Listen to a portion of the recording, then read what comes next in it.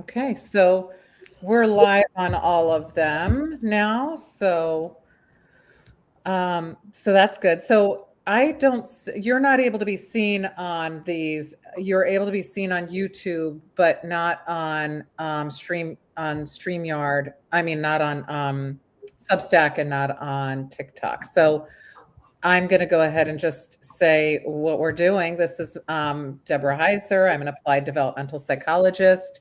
And my area of focus since the 1990s has been on aging.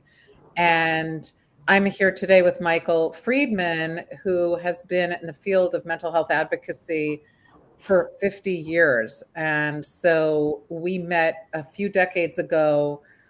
He had founded and was CEO of the Geriatric Mental Health Alliance, and I at the time was the president of the State Society on Aging. And we met and really, were able to talk a lot about aging issues, and we were aligned in what we were thinking about getting mental health available to individuals who are older. And here we are, we met up again. And now each week we get on a live stream and I talk about midlife, Michael talks about old age, and we talk about it from, the same lens. So today we're going to be talking about mental health. And so do you want to add anything to that, Michael? No, I think that's you and I come at it from different perspectives. You're in your 50s, Mm-hmm. in my 80s, and things look different from after 80 than they do when you're younger. So you and I have somewhat different views of.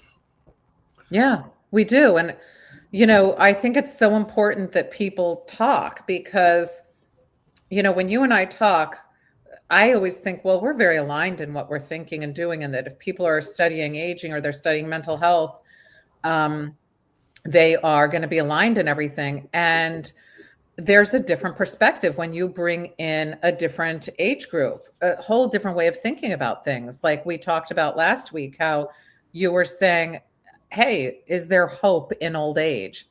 Are we future thinking? Because you're future thinking when you are in midlife, but are you when you're older?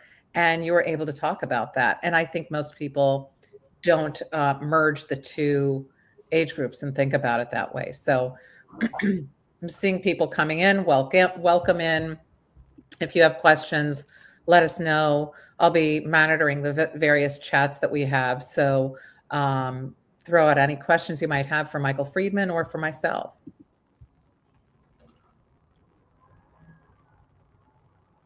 So, Michael, tell me about what you have in mind for mental health to talk about today.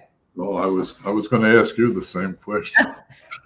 I mean, I can start it off if you want, unless you want to. It doesn't matter. We can do it either way. Usually when we talk about mental health, we're actually talking about mental illness. It's one of the quirks of language, or it's actually an effort, I think, to avoid having things sound ugly. So we change the language. My favorite example of this is that in our field, we're quite devoted to mental health prevention. Yeah. Well, listen to that. Mental health prevention. I think we want to prevent mental illness. You're so right. Let me just repeat that. Mental health prevention. That doesn't make any sense, right? That makes it sound like mental health is a bad thing. Yeah. But that's what we call it in our field. So the effort to actually prevent mental illness and other kinds of emotional problems and so forth, we refer to as mental health prevention instead of mental illness prevention. Yeah. I wish that we could talk much more comfortably about mental illness.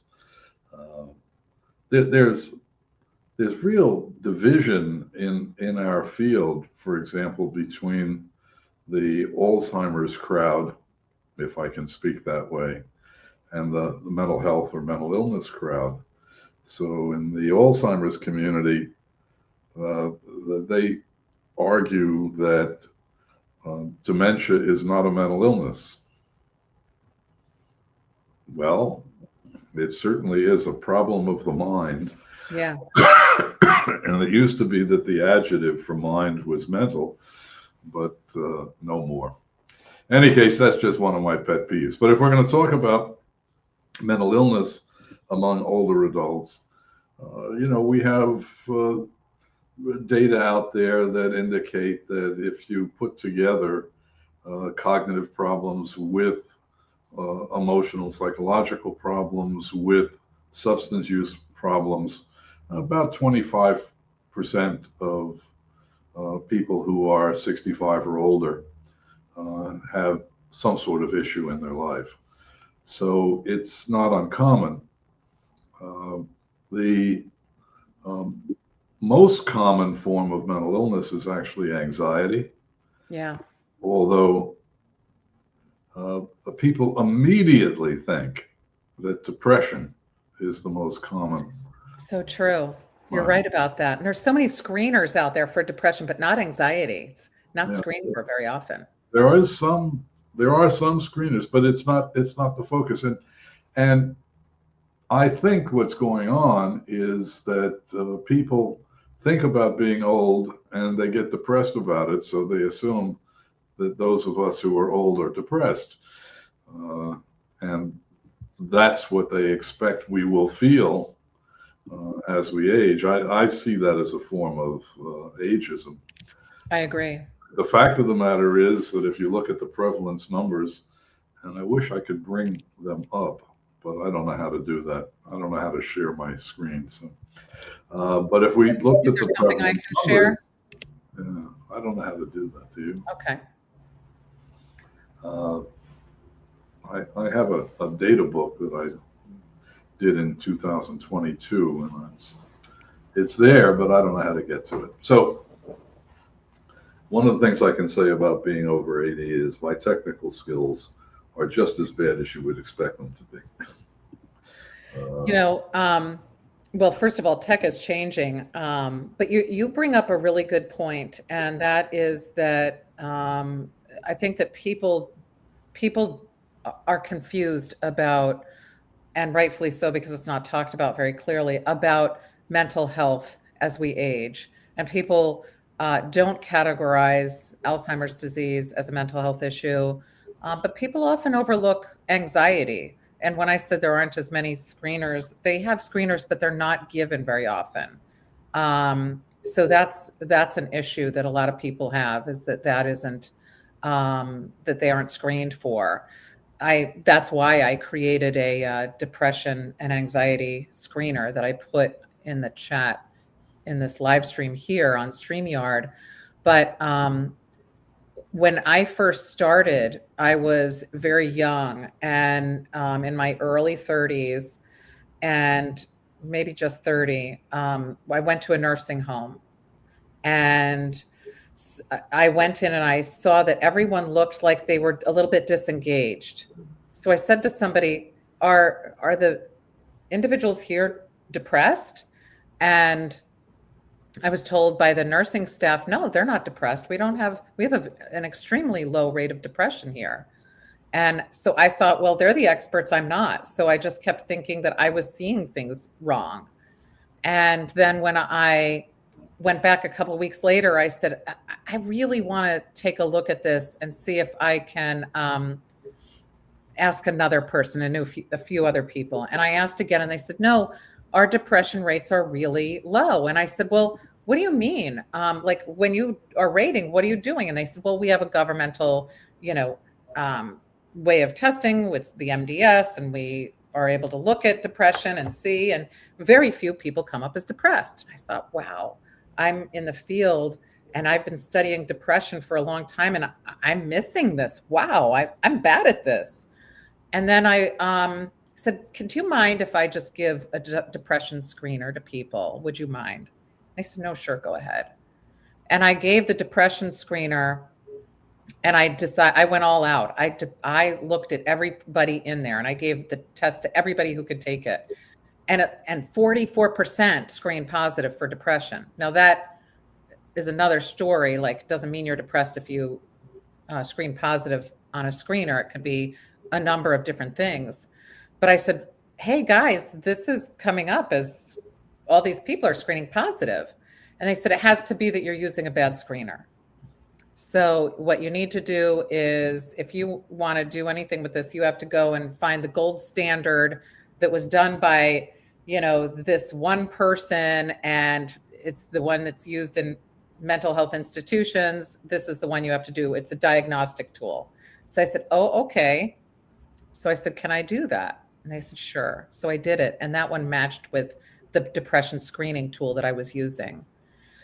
So I ended up publishing that, and it changed how we screen for depression in the United States in nursing homes, because they were using 2 items to screen for depression. Is someone crying, and are they on meds?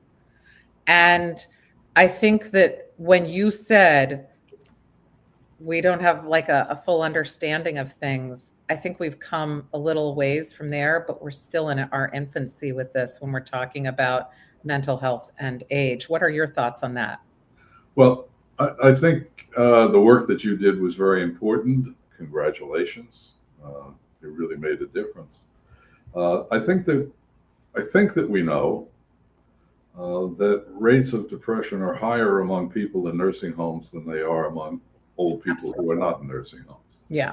So when you say 44%, I don't take that to mean that no, the population of older adults. And 44% were not depressed. Let me just clarify that. There's something called adjustment disorder, and that a lot of people fell under that. So if you can imagine, if you're just recently going to a nursing home, you might have a feeling of, have an adjustment issue and rate high on for depression for that. So the rate was not 44% that were diagnosed with depression. There were other things that were. So in a community sample, the rate of depression would be much lower. Yeah. My recollection is around 5%. Yeah. And that the rate of anxiety is, I believe, about twice that. I'm sorry I can't bring up my data in front of me because I'm an old man. I don't have a great memory. So you're right about that. Anxiety is higher. I'm in the right ballpark with 5 and 10%. So anxiety is more common, and there's less attention paid to it. And again, I think the fundamental reason for that is that younger people look at older people and they say, hey, I don't want to be old. They must be very sad. So that's one of my comments on this. The other thing that I think about is the use of language. So there's an ordinary word in English, depression. And then there is a psychiatric diagnosis, depression. Yeah. Those are 2 very different things. So if I'm having a bad day, as you know, my wife died recently, so I have outbursts of grief from time to time. Yeah. But that doesn't necessarily mean I'm depressed. I'm sad. Other things, but I'm not clinically depressed. Now, other people are, but it doesn't reach that point with me. So I think it's very important in any conversation that we have to distinguish between, we'll say on a bad day, oh, I'm depressed today. Well, no, you're not. Yeah. All right. That is an English word. You can use it that way. But if you were talking more precisely, there are lots of other words that you could use. And I've been trying to make a list of some of the other words in English that we could use to describe emotion. And I think that maybe our profession could benefit from thinking about some of these other terms. So I wrote an article some years ago distinguishing between depression and demoralization. Oh, that's interesting. Demoralization is another diagnostic category. And it's demoralization in clinical terms applies particularly to people who have terminal conditions and they feel hopeless. Mhm. Does that mean that they're depressed, clinically depressed? Well, no, not necessarily. It's has a subtle difference to it. So that's one kind of thing. But here's some terms that apply where we might say depression. Sad, of course, unhappy.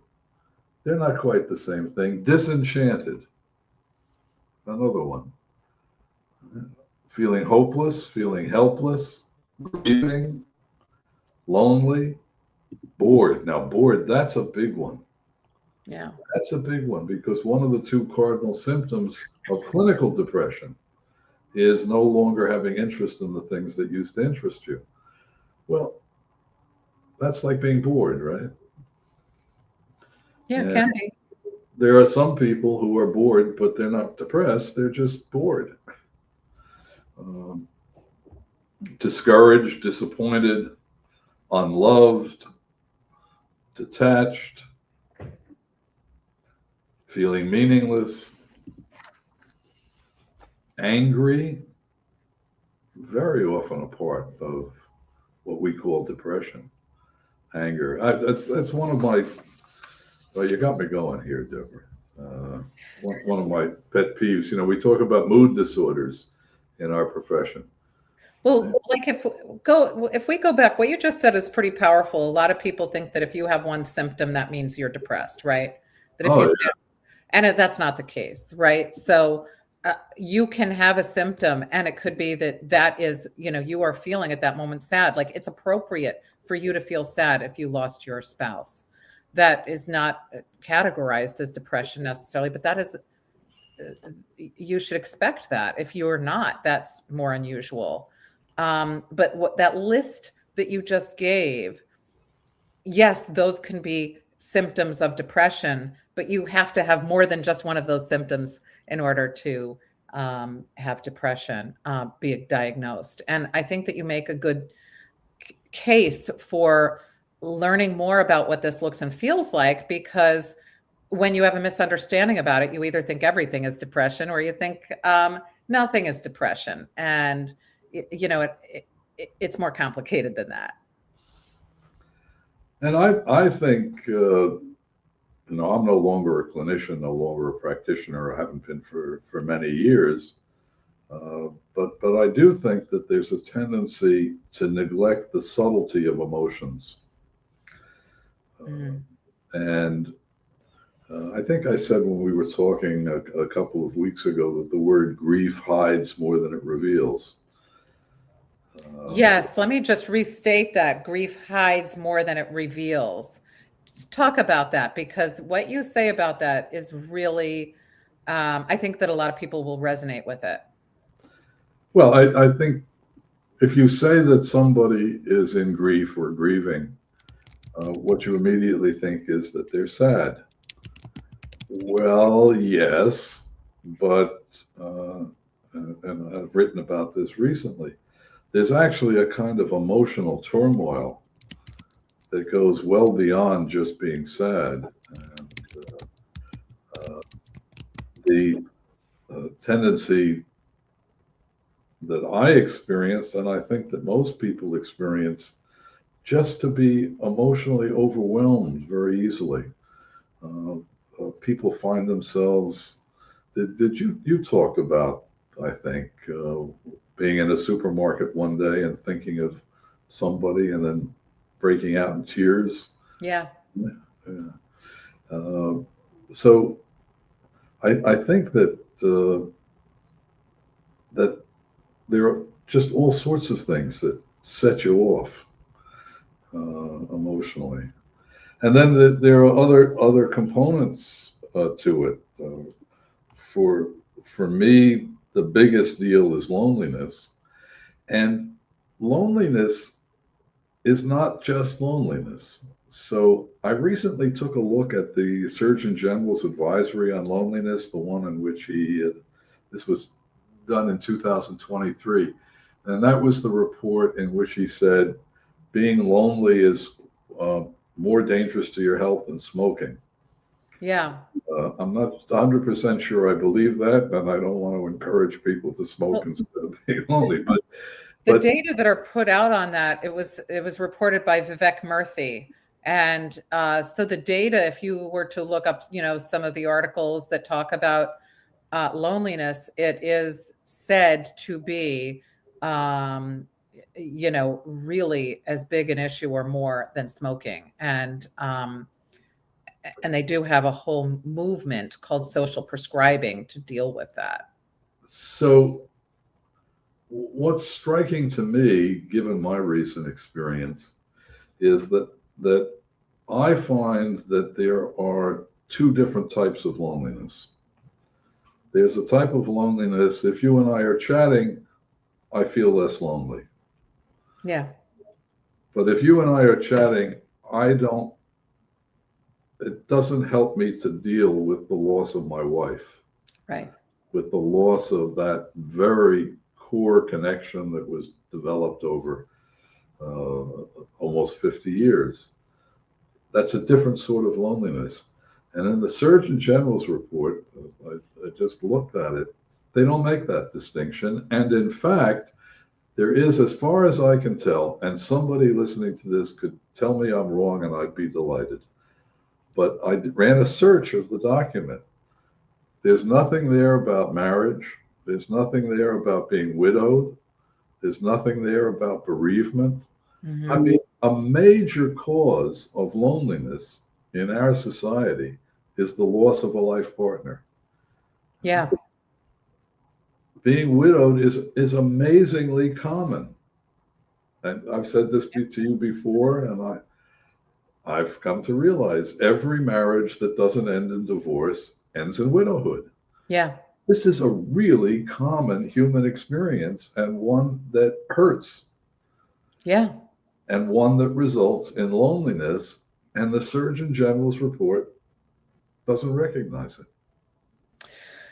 What and now I know that there's a big gap in that, right? And I think because people don't think about these things as having overlap. I think that people don't talk about depression and grief together because there are a lot of the mirrored components to both. You don't qualify as depressed when you're in grief, but that doesn't mean that those symptoms aren't real. And I think that one of the reasons it should be in that report is because you, if you aren't, you're going out and doing everything to keep yourself from being lonely. You are out and about, you're doing things, pushing through your grief to do things and get connected.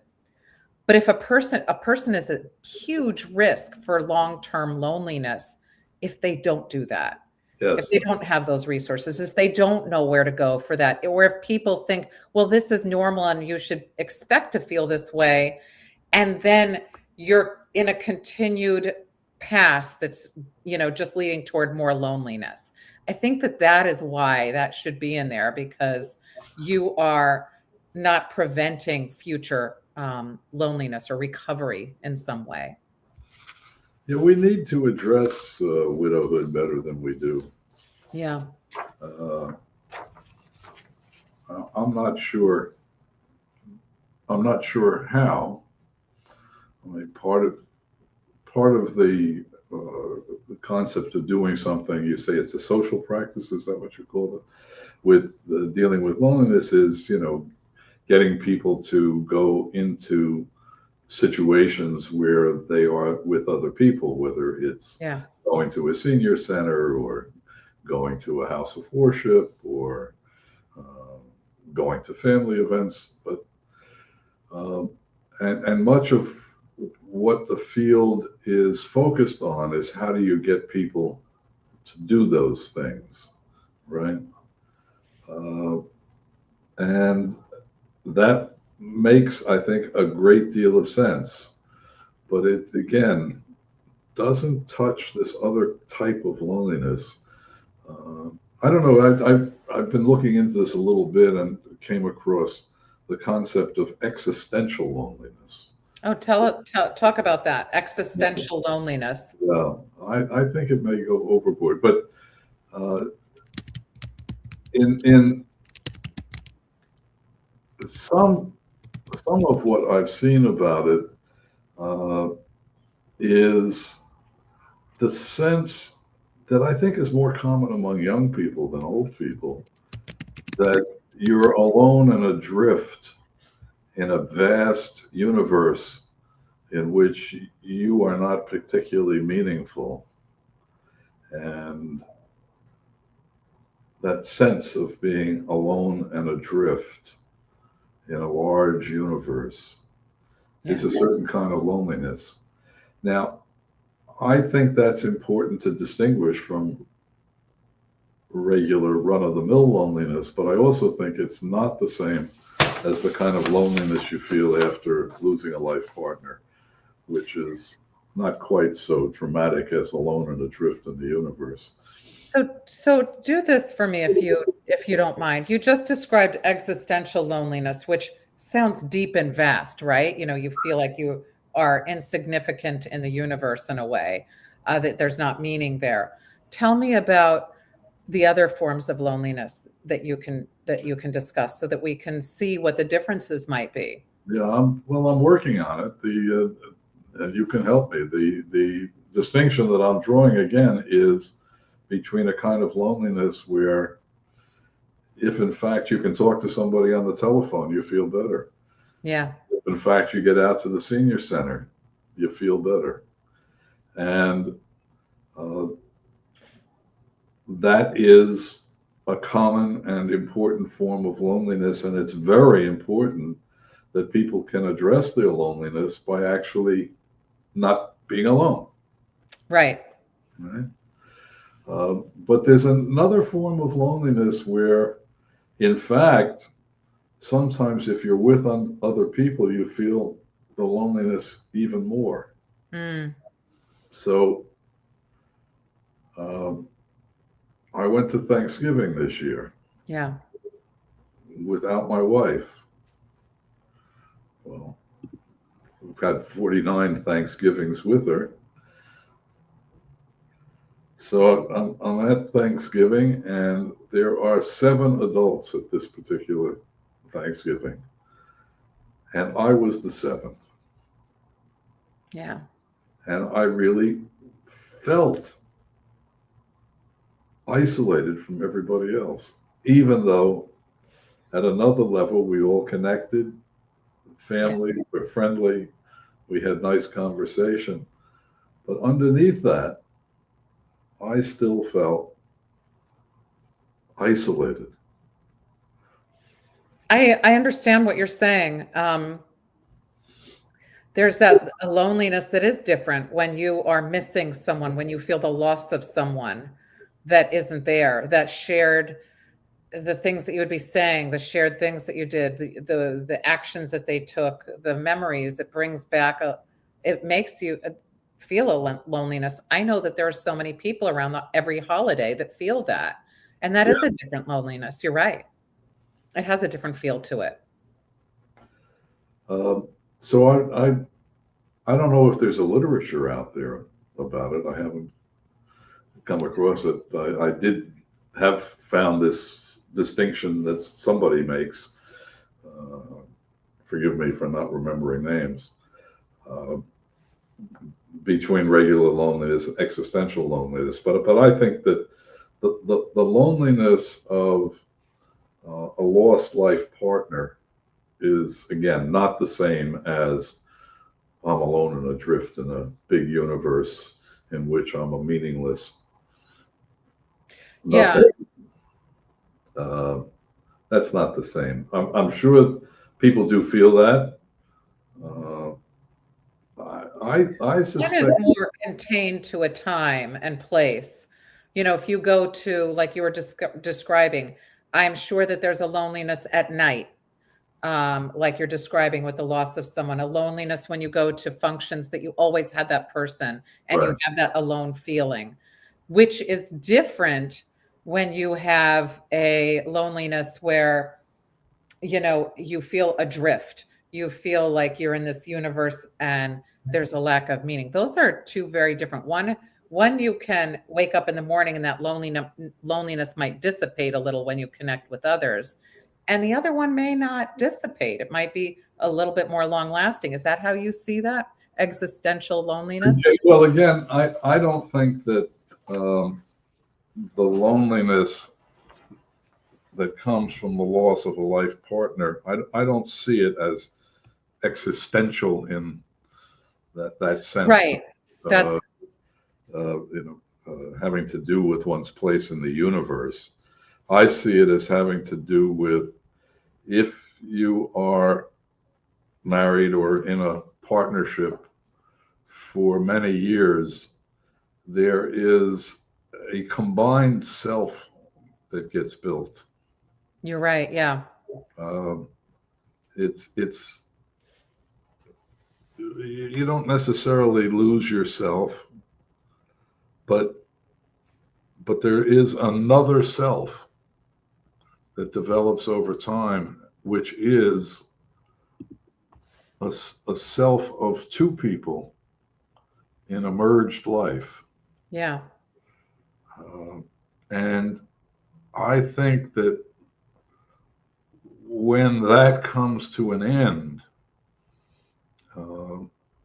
there is a profound loss of the combined self. Do you think part of that is your identity? Tell me about that. Well, that's an interesting question. Yes, I think so. Mm. I think so.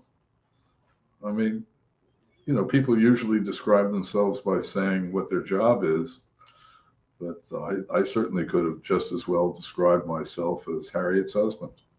Yeah, and you did. You always talked about Harriet. Lots of situations where I would go places and it was more from her life than from my life, and there I was Harriet's husband as she was Michael's wife. Yeah, and people talk about, let me talk to my other half. Let me talk to my better half. We identify as, in many ways, as being a unit, right? So that is a different feeling of loneliness. It is. Yeah. It feels like a void. Mm-hmm. So. So we got on loneliness. My next blog post, I'll be writing about this a bit, as you know.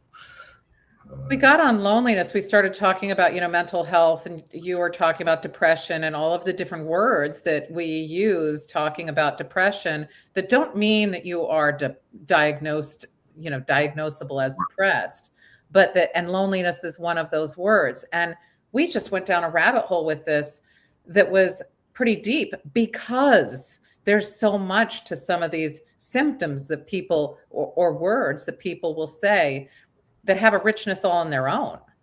And mental health to be talking about mental health doesn't mean you have to be talking about a diagnosis. It means talking about all of these things that we experience and feel. I think what you've just said is very important. Yeah. Because I think that the word mental health, the term mental health, is now used instead of the term mental illness. I agree with you. I personally think that's unfortunate. A lot of people disagree with me. A lot of people think that if I insist on saying mental illness, I'm just stigmatizing. But mental illness is not just a mental health problem. Right. There are two sides of every coin. Yeah. I just want to give an example of what to illuminate what you're saying.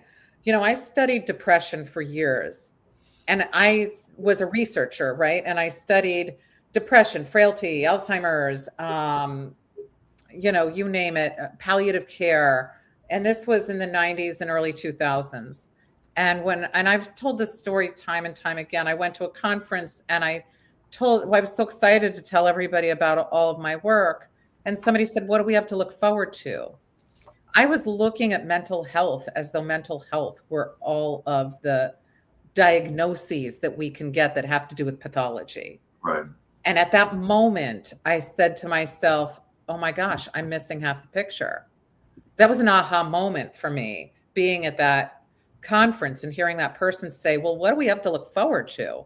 And then seeing that we have an entire aspect of our lives, which is our emotional outlook on life, that most of us don't have a diagnosis at any given time. And we're not talking about that. Again, So, I think what you're saying is very important. yeah, it's, I these days like to talk about the human mind.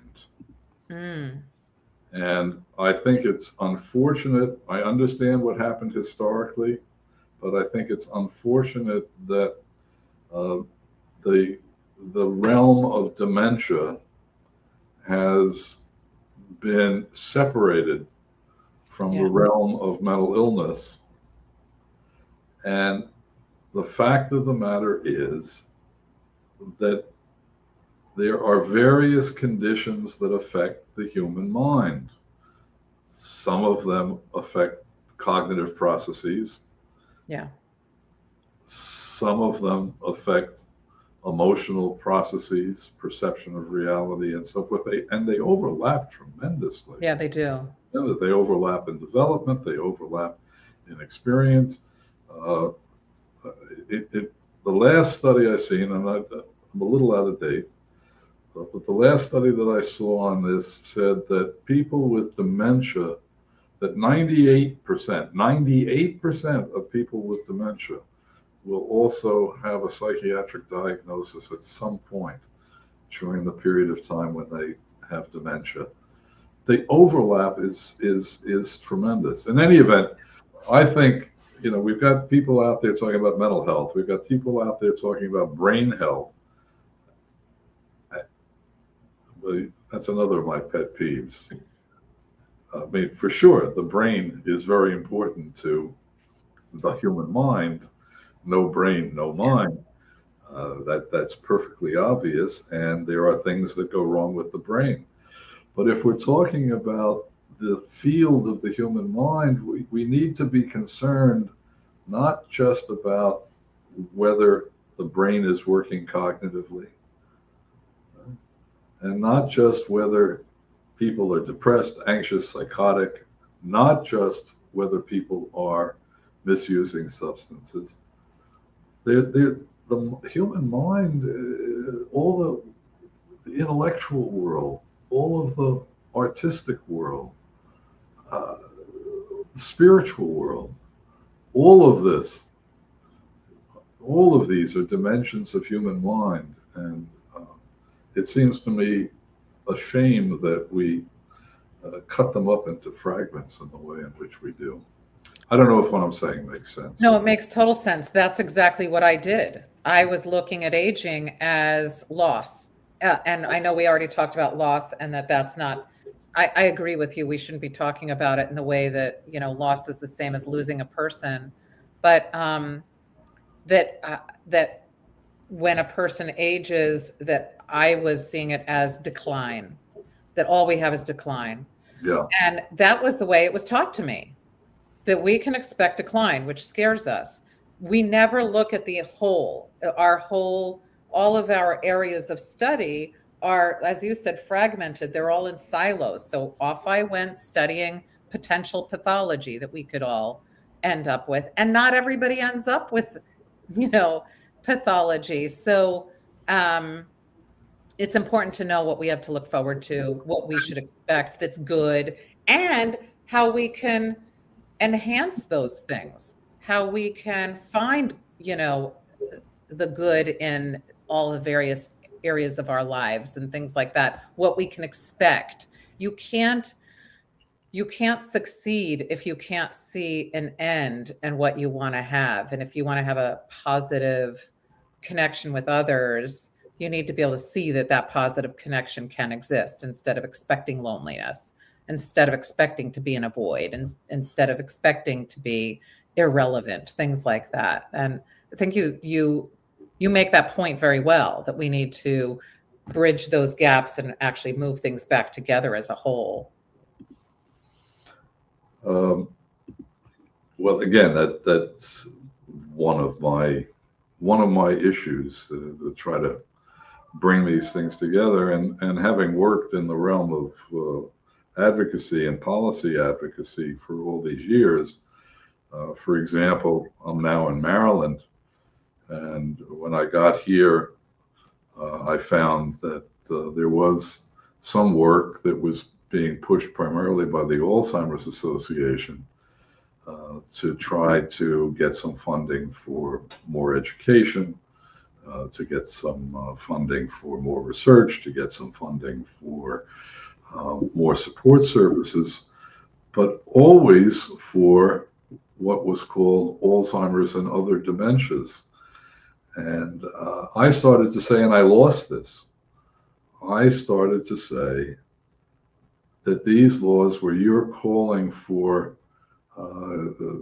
care coordinators, for example, for people with Alzheimer's and other dementias, ought to be, there need to be care coordinators for people with problems of the mind. Yeah. That can be dementia, that can be depression, that can be anxiety. Yeah. That can be a whole range of other things. So I've lost that issue in Maryland, where they've decided to focus on brain health rather than on the health of the mind. We can't even say mental health anymore, because they say mental health, you mean mental illness. I know. I mean, a healthy mind, from my point of view, is one which is cognitively pretty much intact, and which is not beset by depression or anxiety or psychosis, but also has emotional substance and intellectual substance and spiritual substance, Yeah. and artistic substance. There's so many rich possibilities. So that's one point I would make. I also think that, as we've said, there are all sorts of emotional subtleties that people experience. Yeah. We don't have a psychiatric language for them, so we lump them together as depression or anxiety. Yeah.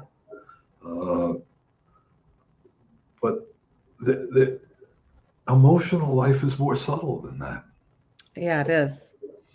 It has all sorts of shades of emotions. And as you know from what I'm writing, I'm making an effort to capture a sense of what those emotions are, rather than just using abstract terms to describe them. I think that's important. I don't know to what extent clinicians these days are helped to understand the subtlety and the shades and the variety of emotions that people experience, and understand how to engage with people in their own terms, So Yeah, I think you're right about that. And first, I want to say, hey, I want to say hi to Raylan Stamps. I do know you, and I remember you, and thank you for coming on. And thank you for everybody who's been coming on. I'm sorry if I'm not interacting with the chat here. What Michael says is really important. It's all those subtleties, Michael, that you talk about, that you go through a day, and a lot of us want to be able to put a name to how we're feeling. And some of the words that we use all the time don't feel good enough, or they don't feel right. If you say, I feel sad, that kind of falls flat because that's used so frequently. So you want it to be something bigger or more. This feels really deep for me, but we can feel feelings like boredom, sadness, loneliness. We can have these at any given moment, and it's hard to talk about those things without it feeling like, if I don't say, because each of these feel important to us, without us putting something bigger onto it. But we never acknowledge that something like boredom can feel really like a big deal. boredom is a very big deal. Yeah. But people don't think that because it doesn't have a diagnosis. but we don't have to have a diagnosis to have big feelings. Part of the reason I'm a coach is that a lot of what we go through, rather than treating people with diagnoses, is that there are so many people out there who are going through transitions or who are feeling things, and they see this feels like a big thing for me. This matters, but there's no diagnosis for it. And that's because nobody really talks about the more subtle things that we might be feeling like you said, an existential loneliness, or feeling boredom or sadness, or something that doesn't feel like it has a weighty enough definition attached to it. And again, there are all sorts of shades of emotion. Duke Ellington, right? You ain't been blue till you felt that mood indigo. Yeah. It's one of his great songs.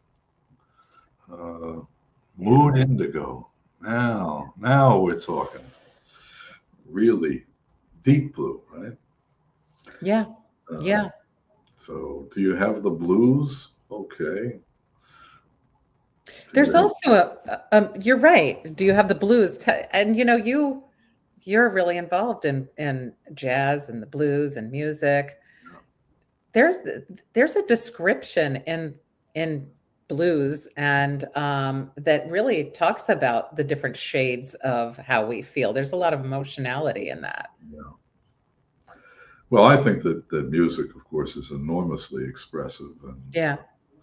as I wrote in a recent blog, and it was playing jazz for me is emotional expression. Yeah. I think we need to have more of a continuum in how we think of our mental health, and in that there is a whole continuum in how we can feel. We shouldn't only be striving for complete happiness or joy, but we should be trying to feel everything as we go through it. And that we should be realizing that every feeling that we have that is not happiness is not a diagnosis. Very important. I mean, it's an ordinary part of human life to have some bad feelings. Mm-hmm. So as long as we're talking about this, here's one of my pet peeves. As you know, in the psychiatric diagnosis, there's a group of disorders known as mood disorders. Right? And correct me if I'm wrong, but they are depression and bipolar disorder. I think those are the two mood disorders. Am I right? Mm-hmm. Yes. So Those are mood what disorders. they recognize is you can be what we used to call manic, or you can be very sad and bored, and those are the mood disorders. But as I've been saying for some years, when I wake up in the morning and I'm in a bad mood, usually I'm angry.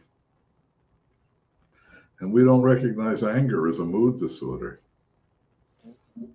No, anger is an important one. Anger, a lot of people think of anger as something that is absolutely a pure negative also. But anger can motivate us. Anger, you said I can't do that, I'm going to do that. Yeah, exactly. There's a lot to anger that is more than, we make it very basic or sort of primal, and there's nothing to it. But anger is what can get people to do major things. If you're playing a sport, you oftentimes have to feel like anger towards the other team. I'm going to get them. They don't think I can win. Or if you say, this person said I'm not able to do this, I'm going to show them. Or even just an anger can facilitate a whole communication with somebody that you needed to have a conversation with. It can fuel all kinds of things that can work for us. But we don't think of anger as anything that has complexity to it.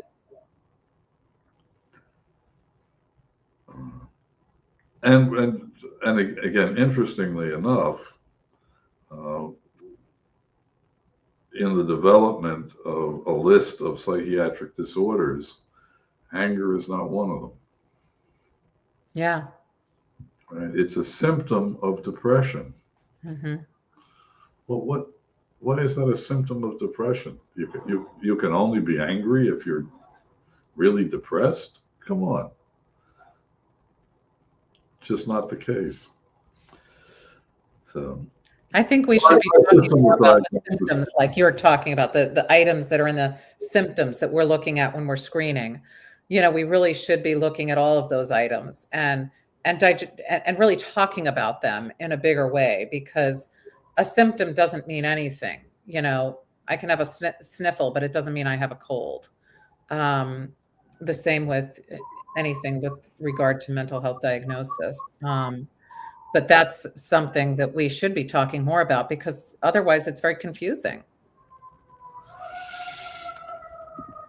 So if we're talking about mental illness among older people, one of the things that we should at least mention is suicide, Hmm. which is more common among older people than among younger people. It's particularly more common among older men. My recollection is that the suicide rate in the United States is somewhere between 12, 13, 14 per 100,000. And that for older men, it's about 50. It's a huge difference. Uh, so there is something that happens to some older people that they no longer feel a reason for living. Why is that? Do you know why? Do I know why? Yeah. I'll just mention something else and then I'll come back to the why. Women are less likely to take their own lives, but the data indicate that they're more likely to try. Yeah, that's true. More likely to be depressed and more likely to try. So if they're more likely to try, how come it's men who have the much higher suicide rate? And the major answer to that appears to be that men are more likely to choose the most lethal means. Yeah. And the most lethal means are guns. Yeah. So where women are more likely to use pills, which may or may not kill you, when you stick a gun in your mouth, it's really hard to miss. Right. So the availability and use of guns appears to be a major contributor to male suicide. I think some of the other reasons are that women are more prepared to survive widowhood than men are. Describe what you mean by that. Tell me what you mean. Well, I think number one, women have more of an expectation that at some point they'll be widowed and alone. I think number two, that women are more likely to have intimate relations. I don't mean sexual relations, but intimate relationships with other women, and that continues to be there for them if they are widowed. I think men don't expect, as I certainly didn't, to be widowed. So it comes as more of a shock. And I think with less emotional readiness, I think my wife was more ready to die, more ready to be a widow than I was ready to be a widower. Mm-hmm. I think. The other thing is that men, I believe, are more dependent than women, and are and have been through their entire lives more dependent on women, so that when they experience loss, they're more likely to feel, oh my God, Yeah. I just can't manage. And that contributes to it as well. But it is an interesting and important fact that men of over 65 are far more likely to take their own lives than either women or younger men. Yeah. And it's an important point of focus in trying to improve what we call mental health in the United States. Yeah, we need to address that so that we can understand why, so that that can change. Well, and I think that there are several dimensions that need to be looked at. One is guns. Right? Not good for suicide. It's just there may be gun advocates listening to you now and think that people should have easy access to guns, but the fact of the matter is that access to guns contributes to suicide. The other thing is, what is it that primary care physicians and geriatricians can do to see it coming better? And I think that's not easy. No. We have to, maybe your screening device is going to help with that if doctors use it. But it's tough, I think, it's a tough conversation to have. And also, I don't know how you were trained, but I was trained that if I'm going to assess the risk of suicide, I need to ask people, do you have a plan? Do you have the means? What are you going to do tomorrow?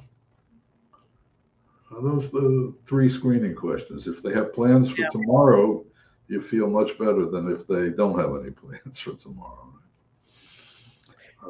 I put in the screener that I just made, Depress Check, that, if anybody has anything that indicates, suicidality, because there's usually a few things that a person, like you mentioned, has to indicate, but anything would be a flag, and go right to the suicide hotline. So that's 988. Yeah, but we are at the top of the hour, and every time we get together, it goes so quickly. But I look forward to next week. Maybe we can continue this conversation about mental health. Very good. It was great to see you again today. Michael Friedman. Check him out on Substack. Tell us the name of your Substack again. One Very Old Man. Okay, One Very Old Man. And as I near the end of life. Yeah. So check out Michael's writing on Substack. So One Very Old Man. So thank you, Michael, for coming on again. We will get back together again next week for one of our discussions. So I hope others will join us again. Take care. Good to see you. Good to see you.